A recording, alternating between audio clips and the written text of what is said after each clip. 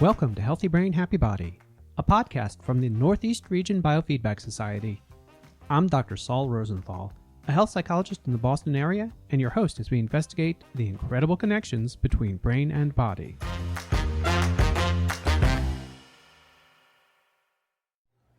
Listeners, we're continuing our discussion of creativity with Kimaya Lakamas, who is a PhD student at the MIT Media Lab. And she's looking at music and its impact on physiology and well-being. We had been starting to talk about potential clinical uses of the work you're doing. And I'm wondering if you could talk a little bit more about that, if you've looked at any specific conditions like anxiety, depression, or trauma, and seen how music might impact those. Yeah, well, to start, I always want to say that music therapy is a very well-established field. So I'm not trying to reinvent the wheel. There are really amazing music therapists doing very important work out there. So I think because I work with folks who are not super familiar with music and health and music psychology, they sometimes feel like this is brand new work, and it's important to me to say that it's not. That there's a really rich, established history and precedent in this space. I have done some work looking at the impact of music on stress and anxiety. And what we've found in pilot studies is that taking people along a musical arc, so meeting them where they are, helping them find emotion that maps to the specific state that they're feeling, and then having them navigate through an experience to a state where they would like to be ideally, helps people reduce feelings of short-term stress. I think looking at long-term anxiety, we would definitely need to do further follow-up studies looking at longitudinal effects, which is something that we have in the pipeline that we're looking into running studies for. But we've at least been able to show that these music listening activities do have a notable short-term impact, and that when we're thinking about more state anxiety, that we likely will be able to have a significant effect. So there's some research out there, but the longer term still has to be done. Yes. So I'm a clinician primarily at this point, although I started life out as a research psychologist. And one of the challenges I always have is how to bridge from research to dealing with the person who's walked through the door. So without holding you to anything, what advice would you give to someone like me in how to use music with some of the clients that I work with?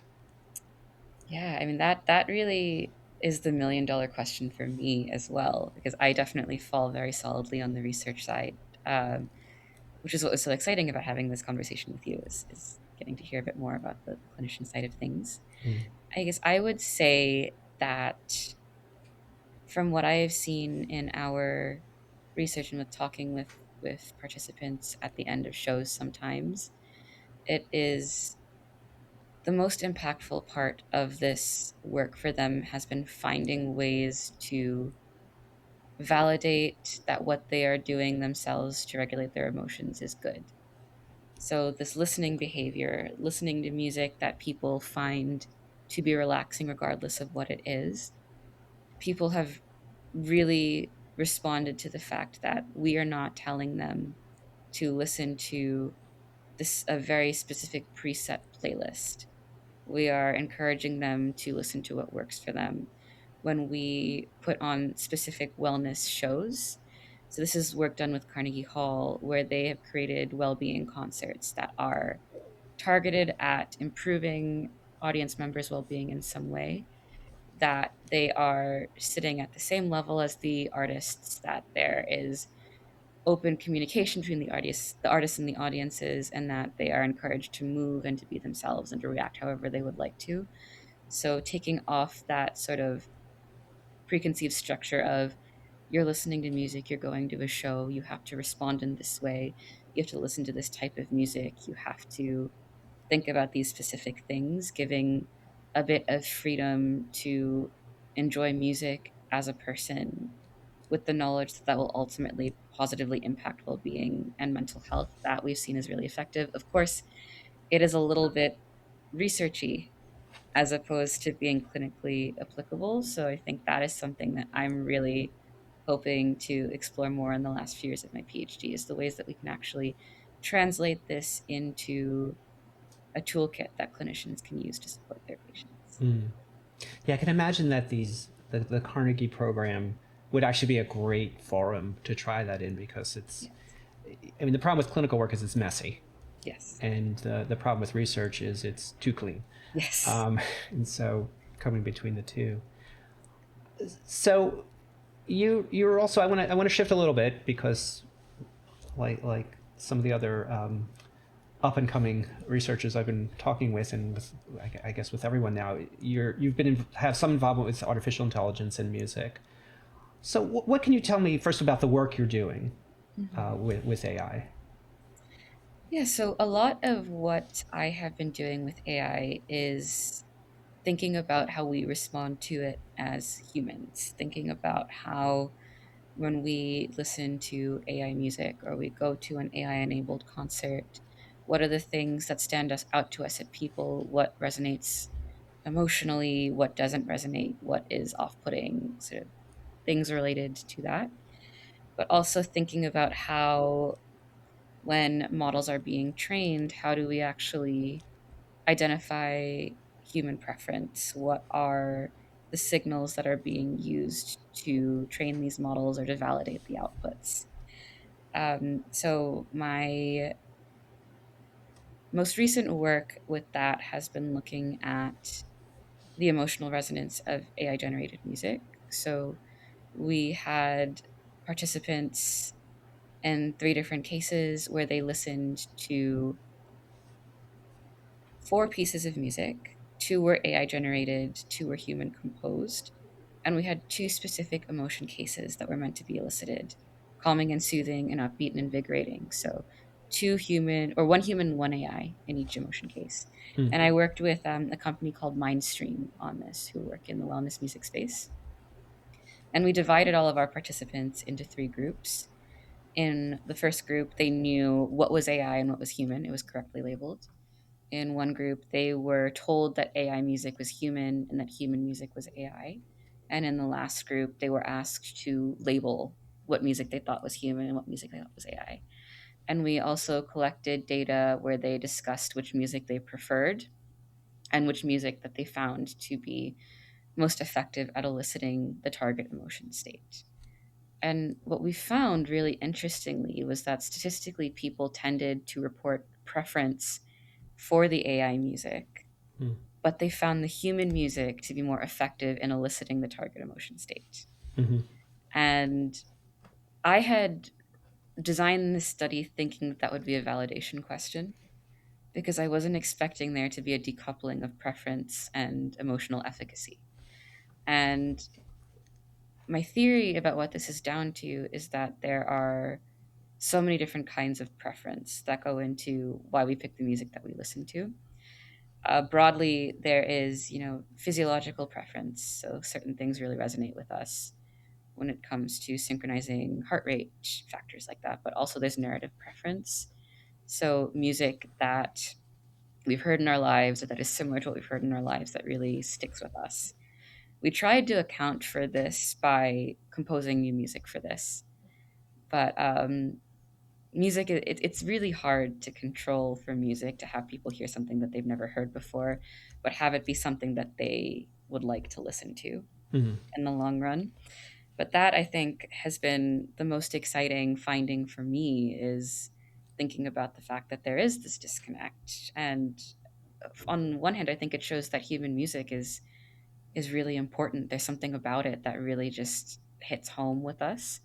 But the other part of it is, when we're thinking about the way that these generative models are trained, a lot of the times it's a binary thumbs up or thumbs down. Which one do you like more? Which one do you think sounds better? And if we're seeing that there is this difference in preference and music that we find to be emotionally evocative, then we need to really think about the ways that these algorithms are being trained and that these models are being trained. Mm. Do you see at some point AI developing to this skill, I guess, to evoke emotion as well as human composed music? I think that music will evoke emotion regardless of origin source. Um, I think that we need to look into the impact of labeling more specifically to be able to answer that question. Mm-hmm. I think that it's hard for me to say, which I feel a bit bad saying, but I think that what we found in our deception case, where people were then told at the end of the study that they were given mislabeled music, was that they said, okay, well, maybe this is making me reconsider what I think about the capability of AI generated music to create music, but what I like is what I like. Mm-hmm. And I think that that is kind of what I think it will always be, is that some people will really gel with human music, some people will gravitate to the AI generated music, and the emotional efficacy of it will depend on the person. Because it's not to say that everyone thought human music was more effective. There were people that did think that the AI music was more effective. It was just not, it was a statistically significant difference for us Sure. that human music Sure. was more effective.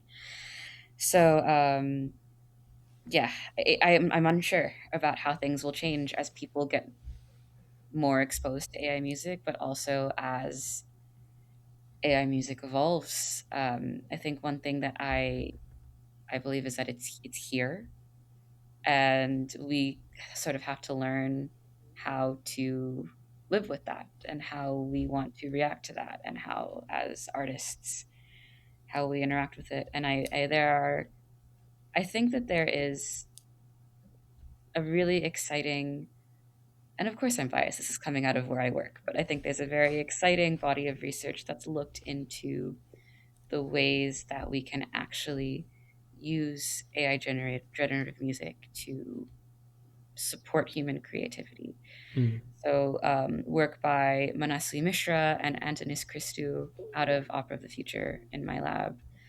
Um, Also, Lancelot Blanchard and Perry Nasik, who are in responsive environments at the Media Lab, and Anna Huang's group, who's a part of the new music technology program at MIT.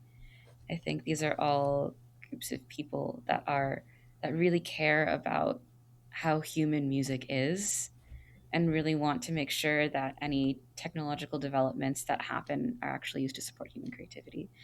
So that is to say that I don't know Mm-hmm. whether the emotional resonance will sort of become equivalent, but I do know that there are people who are developing these technologies that actually do care about protecting human artistry and protecting the relationships we have with human music.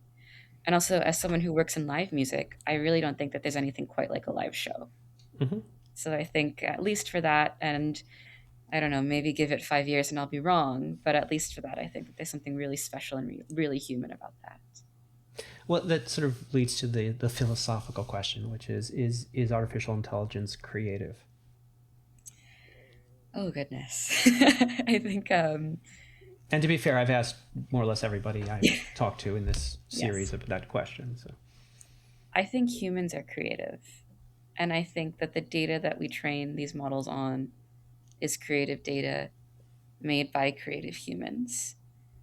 Um, and the ethics of that is a whole nother Mm-hmm. conversation. But I think that we can be creative with AI. I think the creativity of AI itself, I feel like maybe out of my pay grade to comment on. But Mm-hmm. I think that we can enable human creativity through AI tools if we do it responsibly and if we do it well. And I think we're sort of at the edge of that, where we need to decide how we want to move forward. Mm-hmm. And I think that my personal belief is that anything that we do with AI should be with the purpose of supporting human creativity and making humans more creative. Well, then what does it say about human creativity, or how can it support? How do you see it supporting human creativity? I think that we are very flexible creatures. We can learn to adapt and evolve. It's sort of like when electronic music became a thing, is that, we're not using stringed instruments or woodwind instruments in these pieces, but we've found this whole new way of creating music that resonates with a different audience, that has all different kinds of creativity associated with it. I think that we learn to evolve, and we learn to take the tools that are created and turn them on their head and make them into something new and interesting and cool.